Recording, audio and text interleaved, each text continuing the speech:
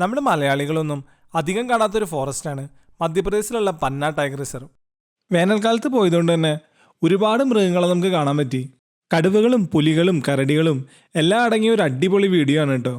ഇവർ മാത്രമല്ല, നമ്മൾ അധികാരം കാണാത്ത കുറുക്കനും ഉണ്ട് ഈ വീഡിയോയിൽ. നമസ്കാരം, എല്ലാവർക്കും എൻ്റെ പുതിയൊരു വീഡിയോയിലേക്ക് സ്വാഗതം. നമ്മളിപ്പോൾ ഉള്ളത് മധ്യപ്രദേശിലുള്ള പന്ന ടൈഗർ റിസർവിൽ തന്നെയാണ്. ഇവിടുത്തെ രണ്ടാമത്തെ ദിവസത്തെ ഈവനിങ് സഫാരിക്കായിട്ട് റെഡി ആയിക്കൊണ്ടിരിക്കുകയാണ്.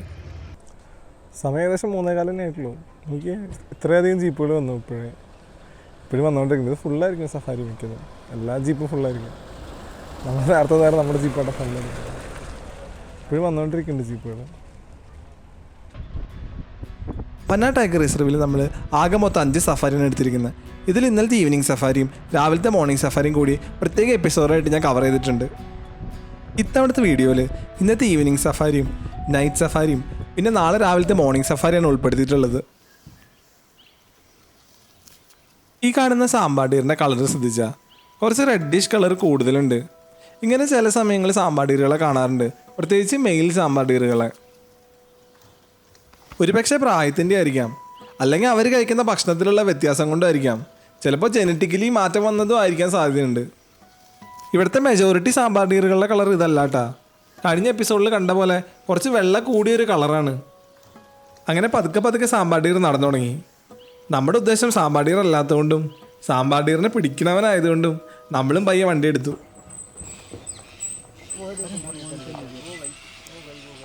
ഒരു കൂട്ടം തത്തകൾ കൂടി ഉടുമ്പിനെ ഓടിപ്പിച്ച കാഴ്ചകളാണ് നമ്മൾ കണ്ടത്. എന്നാൽ ഉടുമ്പ് പുല്ലിൻ്റെ ഇടയിലായതുകൊണ്ട് തന്നെ നമുക്ക് വീഡിയോയിൽ കിട്ടിയില്ല.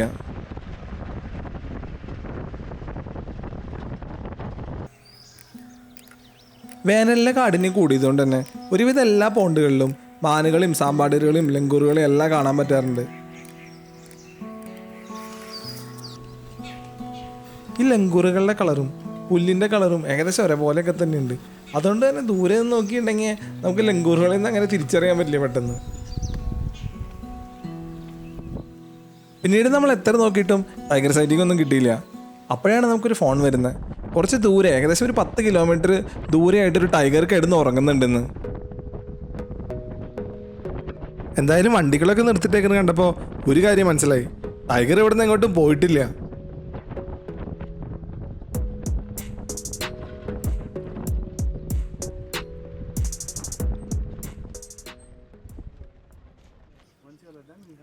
ഈ പന്ന ടൈഗർ റിസർവിൽ ഇതുപോലെ കുറേ ആർട്ടിഫിഷ്യൽ പോണ്ടുകളുണ്ട്. എന്നാലും ടൈഗറിനെയൊക്കെ ഞാൻ ഇവിടെ വെച്ച് കാണാൻ പറ്റുമെന്ന് ഒട്ടും പ്രതീക്ഷിച്ചിരുന്നില്ല. ടൂറിസം സോണിലൊന്നും അധികം കാണാത്ത P141 എന്ന പേരുള്ള ഒരു ഫീമെയിൽ ടൈഗറാണിത്. പൊതുവെ ഈ കടുവകളൊന്നും സഫാരി വണ്ടികളൊന്നും തന്നെ ആക്രമിക്കാറില്ല. എന്നാൽ നമ്മുടെ ഈ P141 ഒരു വൃത്തികെട്ട സ്വഭാവമുണ്ട്. ചില സമയത്ത് ഈ കടുവ സഫാരി വണ്ടികളെ ആക്രമിക്കാനുള്ള ഒരു സാധ്യതയുണ്ട്. കാണുമ്പോൾ പാവം പോലെ തോന്നുന്നുണ്ടെങ്കിലും പുള്ളിക്കാരുടെ കയ്യിലിരിപ്പ് ഒട്ടും ശരിയല്ല കേട്ടോ. ഈ കടുവകൾ ഏറ്റവും കൂടുതൽ ആക്റ്റീവ് ആവുന്ന സമയം ലൈറ്റ് ഈവനിങ് മുതൽ ഏർലി മോർണിംഗ് വരെയുള്ള സമയമാണ്. ബാക്കിയുള്ള സമയങ്ങളിൽ ഇവർ ഏതെങ്കിലും മരത്തിൻ്റെ തണലിലോ ഗുഹകളിലോ ഒക്കെ ആയിരിക്കും. എന്നാൽ വേനൽക്കാലങ്ങളിലെ മിക്ക സമയങ്ങളിലും ഇവർ ഏതെങ്കിലും വാട്ടർ സോഴ്സുകളുടെ അടുത്തൊക്കെയാണ് കൂടുതൽ സമയം സ്പെൻഡ് ചെയ്യാറ്.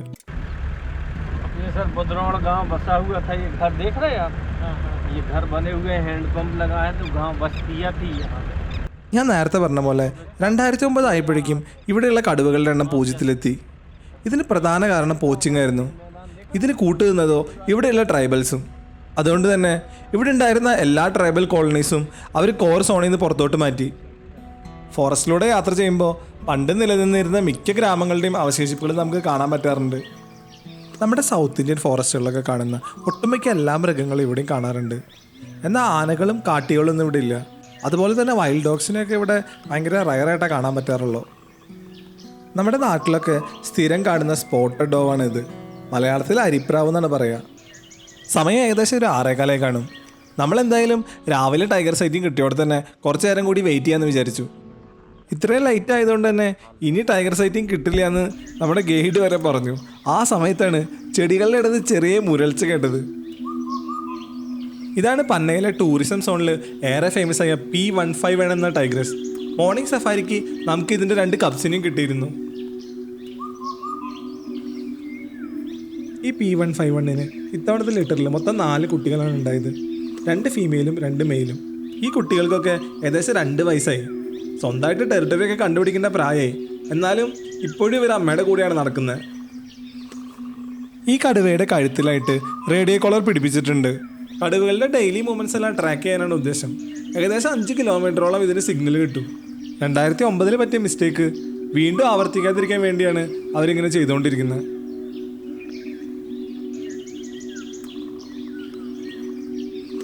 കടുവകളുടെ കുറച്ച് നല്ല വിഷ്വൽസ് എടുക്കണമെന്ന് കരുതിയിട്ടാണ് ഞാനിങ്ങോട്ട് വന്നത്. എന്തായാലും പന്ന ഫോറസ്റ്റ് തന്നെ ഒട്ടും നിരാശപ്പെടുത്തിയില്ല.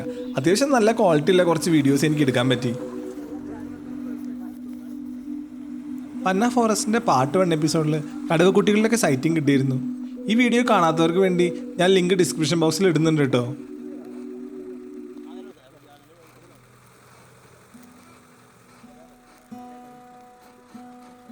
അത്യാവശ്യം നല്ല ബോൾഡായ ഒരു കടുവ തന്നെയാണിത്. സഫാരി വണ്ടികളൊന്നും കണ്ടിട്ട് ഒട്ടും പേടിയില്ല. വണ്ടികളുടെ ഇടയിൽ കൂടെയാണ് റോഡ് ക്രോസ് ചെയ്ത് പോകുന്നത്. റോഡ് ക്രോസിംഗ് ഒന്നും എനിക്ക് അത്ര നന്നായിട്ട് എടുക്കാൻ പറ്റില്ല. നമ്മൾ വിചാരിച്ചു കുറച്ചും കൂടി മുന്നേ വന്നിട്ട് റോഡ് ക്രോസ് ചെയ്യാമെന്ന്. അപ്പോൾ നമ്മൾ കുറച്ച് മുന്നേ വെയിറ്റ് ചെയ്തുകൊണ്ടിരിക്കുകയായിരുന്നു. പക്ഷെ അത് പിന്നീട് കൂടെ റോഡ് ക്രോസ് ചെയ്ത് പോയി. മിക്കതും ഈ അമ്മക്കടുവ കുട്ടികളെയും കൂട്ടി വരാനുള്ള സാധ്യതയുണ്ട്. പക്ഷെ സമയം ഏകദേശം 6:45 ആയതുകൊണ്ട് തന്നെ നമുക്ക് സഫാരിയുടെ എക്സിറ്റ് ഗേറ്റിൽ എത്തണമായിരുന്നു. അതുകൊണ്ട് പിന്നെ അധികം നേരം അവിടെ നിന്നില്ല. ഇന്നത്തെ ദിവസം ഭയങ്കര ബിസിയായുള്ളൊരു ദിവസമായിരുന്നു. രാവിലത്തെ 5 മണിക്കൂറുള്ള മോർണിംഗ് സഫാരിയും വൈകിട്ടത്തെ 3 മണിക്കൂറുള്ള ഈവനിങ് സഫാരിയും.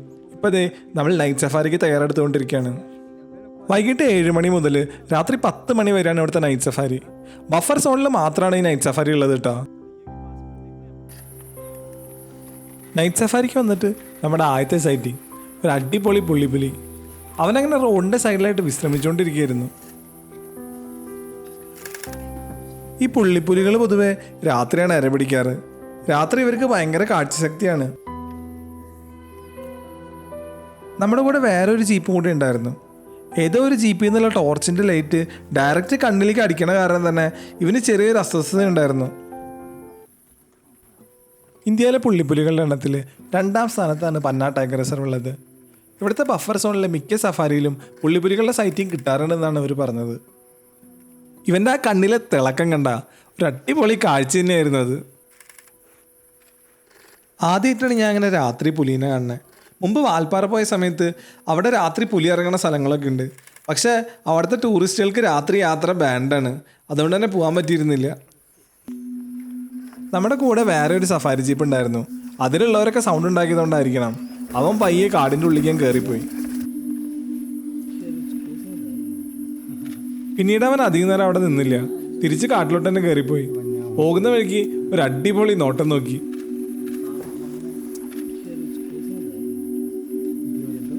മധ്യപ്രദേശിലെ ഫോറസ്റ്റുകളൊക്കെ വരാണെങ്കിൽ എന്തായാലും ഇവിടുത്തെ നൈറ്റ് സഫാരി എടുക്കാൻ വിട്ടുപോരുത്. നല്ല അടിപൊളി എക്സ്പീരിയൻസ് ആയിരിക്കും. ഇവിടെ നിലനിന്നിരുന്ന ഇല്ലീഗൽ പോച്ചിങ് തടയാൻ വേണ്ടിയിട്ട് ഇവിടുത്തെ ഫോറസ്റ്റ് ഡിപ്പാർട്ട്മെൻറ്റുകാർ നൈറ്റ് പെട്രോളിംഗ് സ്റ്റാർട്ട് ചെയ്തിരുന്നു. ഇതാണ് പിന്നീട് നൈറ്റ് സഫാരി ആയിട്ട് മാറിയത്.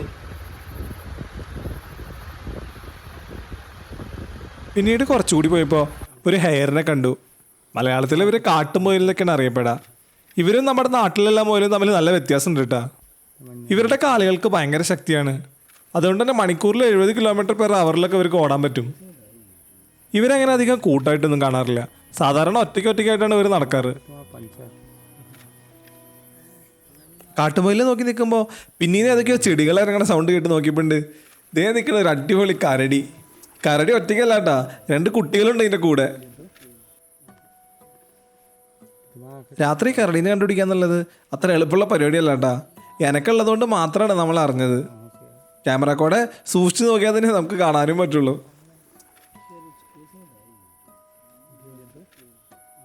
പൊതുവെ ഈ കരടികൾക്ക് കാഴ്ചശക്തി ഭയങ്കര കുറവാണ്. അതുകൊണ്ട് തന്നെ മനുഷ്യരൊക്കെ തൊട്ട് മുന്നിൽ എത്തുമ്പോഴായിരിക്കും ഇവർ കാണുന്നത്. അപ്പോൾ സെൽഫ് ഡിഫെൻസ് ഉള്ള ഒരു രീതിക്ക് ഇവർ അറ്റാക്ക് ചെയ്യണതായിരിക്കും. പക്ഷെ നമുക്ക് താങ്ങാൻ പറ്റില്ല. അതുകൊണ്ടൊക്കെ ആയിരിക്കും ഒരുപക്ഷെ കാട്ടിലെ ഏറ്റവും ഡേഞ്ചറസ് അനിമൽ കരടിയെന്ന് പറയുന്നത്. സാധാരണ കരടികൾ ഭയങ്കര സ്ലോ ആയിട്ടാണ് നടക്കാറ്. എന്ന് കരുതി നമ്മളൊക്കെ അതിൻ്റെ മുന്നിൽ പെട്ടിട്ടുണ്ടെങ്കിൽ കരടീനെ ഓടി തോൽപ്പിക്കാമെന്ന് വിചാരിക്കണ്ട കേട്ടാ. അവർക്ക് നമ്മളേലും സ്പീഡിൽ ഓടാൻ പറ്റും. ചെറിയ കരടി കുട്ടികളെ ഇതുപോലെ അമ്മയുടെ മേത്തിരുത്തിയാണ് അവർ കൊണ്ടു നടക്കാറ്. ഈ കുട്ടികൾ ഏകദേശം 2 മുതൽ 3 വയസ്സ് വരെ അമ്മയുടെ കൂടെ തന്നെയായിരിക്കും.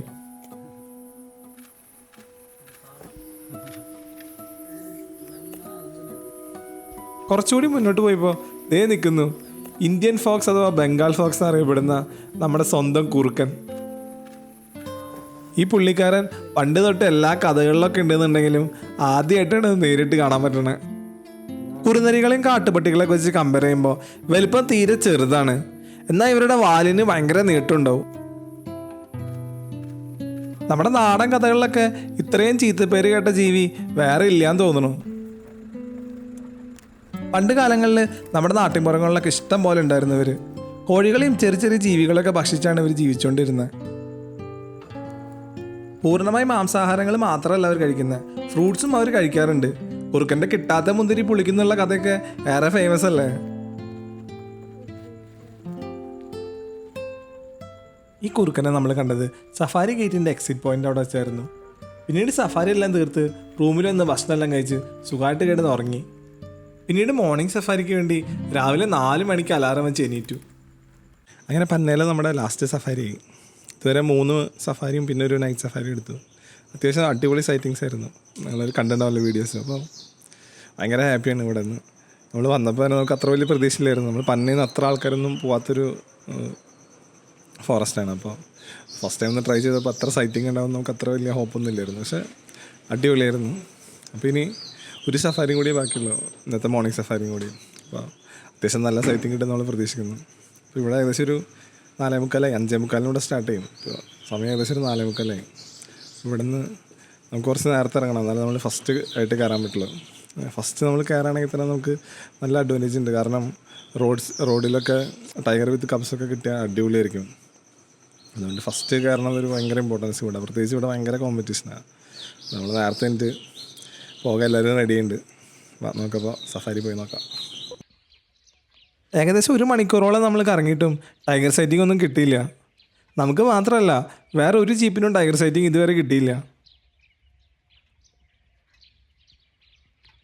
അങ്ങനെ നിൽക്കുമ്പോഴാണ് നമ്മൾ ഈ പക്ഷിയെ കണ്ടത്. പെയിൻറ്റഡ് സ്പർഫോൾ, മലയാളത്തിൽ പുള്ളിമുള്ളൻകോഴി എന്ന് പറയും. നമ്മുടെ നാട്ടിലൊന്നും കാണാത്തൊരു പക്ഷിയാണിത്. നമ്മുടെ നാട്ടിലൊക്കെ സ്ഥിരം കാണുന്നത് റെഡ് സ്പർഫോളാണ്, ചെമ്പൻ മുള്ളൻകോഴി. എന്നാലും ഈ പെയിൻറ്റഡ് സ്പർഫോളിനെയാണ് കാണാൻ കുറച്ചും കൂടി ഭംഗി. അതിലും ഏറ്റവും കൂടുതൽ ഭംഗിയുള്ളത് മെയിലിനെയാണ് കേട്ടോ.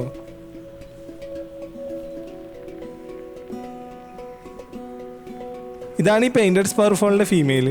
കാണാൻ സാധാരണ ഒരു കോഴിനെ പോലെ തന്നെ തോന്നുള്ളൂ. അതുകൊണ്ട് തന്നെ അത്ര വലിയ ഭംഗിയൊന്നുമില്ല ഇതിനെ കാണാൻ. ബിഗ് കാറ്റ്സിനെ തേടിയുള്ള നമ്മുടെ യാത്ര തുടർന്നുകൊണ്ടേയിരുന്നു. കുറച്ച് കഴിയുമ്പോൾ നമ്മുടെ ഗൈഡ് പറഞ്ഞു ഇത് ലെപ്പേർഡ്സിൻ്റെ ഏരിയ ആണ്, ലെപ്പേർഡ്സിനെ കാണാൻ ഏറ്റവും കൂടുതൽ ചാൻസ് ഉള്ള സ്ഥലമാണിത്. ഗൈഡ് അത് പറഞ്ഞ് തീരും മുമ്പേ ദേ ഇരിക്കുന്ന റോഡ് സൈഡിലായിട്ടൊരു ഫീമെയിൽ ലെപ്പേർഡ്. ഇത് വലതുവശത്തോട്ട് നോക്കിയിരിക്കുന്നത് കണ്ടപ്പോൾ ഞങ്ങൾ ചുമ്മാ ഒന്ന് വണ്ടി റിവേഴ്സ് എടുത്ത് നോക്കിയതാ. ദേ കാണുന്ന അപ്പോൾ ഒരു മെയിൽ ലെപ്പേർഡ്. ഇത് മിക്കുന്ന ഒരു മെയ്റ്റിംഗ് പെയർ ആയിരിക്കണം. അതുകൊണ്ട് തന്നെ ഞങ്ങൾ ഇവരുടെ മെയ്റ്റിംഗ് ഒക്കെ കിട്ടുന്നിങ്ങനെ പ്രതീക്ഷിച്ച് നിൽക്കായിരുന്നു. നമുക്ക് നല്ല ഭാഗ്യമുണ്ടായിരുന്നു, നമ്മുടെ ജീപ്പ് മാത്രമേ ഇവിടെ ഉണ്ടായിരുന്നുള്ളൂ. അതുകൊണ്ട് ഇങ്ങനെ റിലാക്സ് ആയിട്ട് വീഡിയോ എടുക്കാൻ പറ്റി. ലെപ്പേഡിൻ്റെ കണ്ണിങ്ങനെ നോക്കിയിരിക്കാൻ തന്നെ ഒരു പ്രത്യേക ഭംഗിയുണ്ട്. കുറച്ച് നേരം ഞാൻ വീഡിയോ റെക്കോർഡിങ്ങൊക്കെ ഓഫാക്കി ചുമ്മാ ഭംഗി ആസ്വദിച്ചുകൊണ്ടിരിക്കുകയായിരുന്നു. ഇന്ത്യയിൽ തന്നെ ലെപ്പേഡുകളുടെ എണ്ണത്തിൽ മുന്നിട്ട് നിൽക്കുന്ന ഒരു ടൈഗർ റിസർവാണ് പന്ന ടൈഗർ റിസർവ്. കടുവകളുടെ എണ്ണത്തിലെ കുറവായിരിക്കാം ഇതിനൊരു പരിധി വരെ കാരണം. ഇവരുടെ മീറ്റിംഗ് ഏകദേശം ഒരു 5 ദിവസമൊക്കെ നീണ്ടു നിൽക്കും. ഓരോ 15 മിനിറ്റ് കൂടുമ്പോഴും ഇവർ മെയ്റ്റ് ചെയ്തുകൊണ്ടേയിരിക്കും.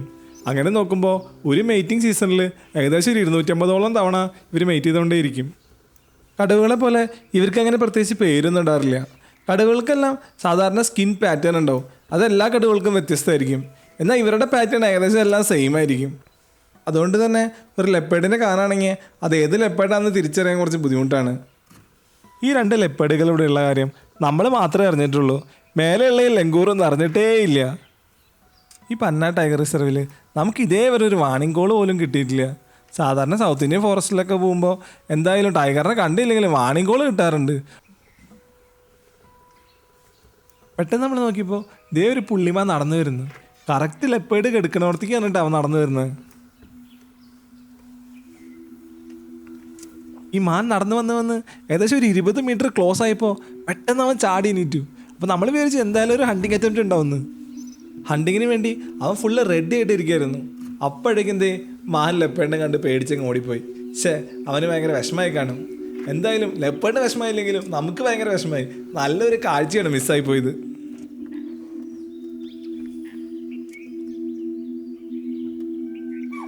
പിന്നീട് അവൻ മെല്ലെ ഫീമെയിൽ ലെപ്പേഡുള്ളടത്തേക്ക് നടന്നു നീങ്ങി. ഒരു മെയ്റ്റിംഗ് അറ്റംപ്റ്റിനായിരിക്കണം പുള്ളിക്കാരൻ്റെ ശ്രമം. ഇവരുടെ മെയ്റ്റിംഗ് രീതി ഭയങ്കര വിചിത്രമാണ്. 3-4 സെക്കൻഡ് മാത്രമേ ഇവരുടെ മെയ്റ്റിംഗ് നീണ്ടു നിൽക്കുള്ളൂ. എന്നാൽ 15 മിനിറ്റ് ഇടവിട്ട് എപ്പോഴും മെയ്റ്റ് ചെയ്തുകൊണ്ട് ഇരിക്കുകയും ചെയ്യും. നമ്മൾ വണ്ടി എടുത്ത് അവിടേക്ക് പോയപ്പോൾ തന്നെ അവരുടെ മെയ്റ്റിംഗ് കഴിഞ്ഞു പോയി. അതുകൊണ്ട് തന്നെ മെയ്റ്റിംഗ് വീഡിയോ ഒന്നും എടുക്കാൻ പറ്റിയില്ല. പിന്നീട് മെയിൽ ലെപ്പേഡ് കാടിൻ്റെ ഉള്ളിൽ കയറിപ്പോയി. പുറകെ തന്നെ ഫീമെയിൽ ലെപ്പേഡും കയറിപ്പോയി. നമ്മളവിടെ കുറച്ച് നേരം വെയിറ്റ് ചെയ്ത് നോക്കിയെന്നുണ്ടെങ്കിലും പിന്നീട് അവർ തിരിച്ചിങ്ങോട്ട് വന്നില്ല.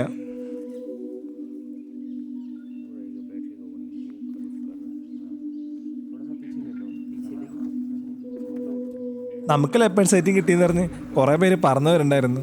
പക്ഷെ അവർ വന്നപ്പോഴേക്കും എല്ലാം തീർന്നുപോയി. ഈ വൈൽഡ് ലൈഫ് സൈറ്റിംഗ് അല്ലെങ്കിലും ഭയങ്കര ലക്കാണ്. ചിലർക്ക് കിട്ടും, ചിലർക്ക് കിട്ടില്ല.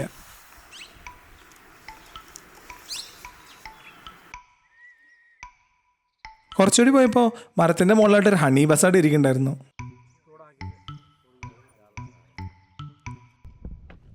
ഇവിടുത്തെ ഒരു പ്രധാനപ്പെട്ട സ്ഥലമാണ് ഈ വൾച്ചർ പോയിന്റ്. വംശനാശ ഭീഷണി നേരിടുന്ന 7ഓളം വൾച്ചറുകൾ ഇവിടെ ഉണ്ട്. ഇവിടെ 2 വ്യൂ പോയിന്റ്സ് ഉണ്ട്. പക്ഷെ നമ്മൾ വന്ന സമയത്ത് ഇവിടുത്തെ വൾച്ചറുകളുടെ സർവേ നടന്നുകൊണ്ടിരിക്കുകയായിരുന്നു. അതുകൊണ്ട് ഈ വ്യൂ പോയിന്റിലേക്ക് മാത്രമേ എൻട്രി ഉണ്ടായിരുന്നുള്ളൂ. ഈ കാണുന്ന പാറയിടുക്കിലാണ് ഈ വൾച്ചറുകളൊക്കെ ഉള്ളത്. എന്നാൽ ഇവരെ കാണണമെങ്കിൽ ഒരു 7 മണിക്കോ 8 മണിക്കൊക്കെ മുമ്പായിട്ട് വരണം. വൾച്ചർ പോയിന്റിൽ പോയിട്ടും വൾച്ചറുകളെ ഒന്നും കണ്ടില്ലല്ലോ എന്ന് വിഷമിച്ച് വരായിരുന്നു. അപ്പം നോക്കുമ്പോണ്ട് ദേ ഇരിക്കുന്ന മരത്തിൻ്റെ മുകളിലായിട്ട് ഒരു വൾച്ചർ. ഇതാണ് red headed vulture, Asian king vulture, Indian black vulture, Pondicherry vulture എന്നിവർക്ക് പേരുണ്ട്. മലയാളത്തിൽ ഇവർ കാതിലക്കഴുകെന്ന് അറിയപ്പെടുന്നത്. ഗുരുതരമായ വംശനാശ ഭീഷണി നേരിട്ടുകൊണ്ടിരിക്കുന്ന ഒരു പക്ഷി കൂടിയാണ് ഇവർ. നമ്മുടെ സൗത്ത് ഇന്ത്യയിൽ കബനിയിലും ബന്ദിപ്പൂരൊക്കെ ഇവരെ കാണാറുണ്ട്. കഴിഞ്ഞ തവണ ഞാൻ കബനി പോയപ്പോൾ ഈ റെഡ് ഹെഡഡ് വൾച്ചറിനെ കണ്ടിരുന്നു. ഞങ്ങൾ ബ്രേക്ക്ഫാസ്റ്റൊക്കെ കഴിച്ചുകൊണ്ടിരിക്കുമ്പോൾ പെട്ടെന്നൊരു കോൾ വന്നു. കെൻ റിവറിൻ്റെ സൈഡിലായിട്ട് ടൈഗർ മൂവ്മെൻറ്റ് ഉണ്ടായിട്ടുണ്ടെന്ന്. അപ്പോൾ പിന്നെ ഒന്നും നോക്കിയില്ല, അങ്ങോട്ട് വണ്ടി വിട്ടു.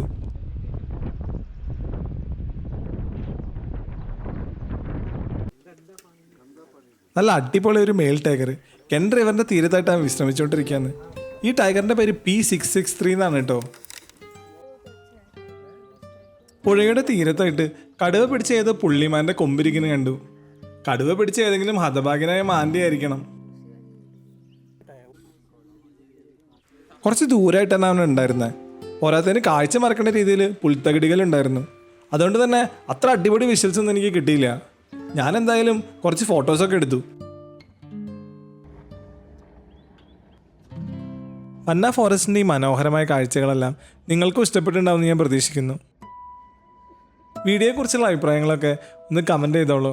അതുപോലെ തന്നെ ഇതുവരെ സബ്സ്ക്രൈബ് ചെയ്യാത്തവർ ഒന്ന് സബ്സ്ക്രൈബും ചെയ്തേക്ക്.